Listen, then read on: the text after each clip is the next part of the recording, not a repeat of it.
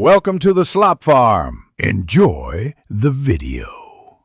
In this video, I will explain how to make a form using React.js. First, understand that React forms are built using controlled components, meaning React controls the input values. You'll manage form data through the component state. When a user types, an event handler captures the change and updates the state, ensuring your component always reflects the current input. This approach provides a single source of truth for your form data.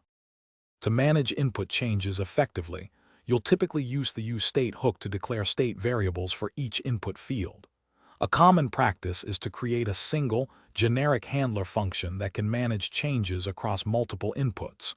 Inside this function, you'll access the input's current value using event, target, value, and then update the corresponding state variable. This keeps your code clean and organized, especially for forms with many fields.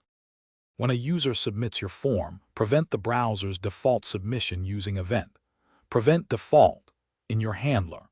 Before sending data to a server, implement client-side validation. This means checking input values against rules, like ensuring an email is formatted correctly or a password meets length requirements.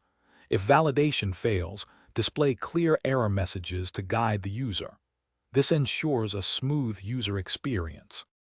For more complex forms, you might explore powerful libraries such as Formic or React Hook Form.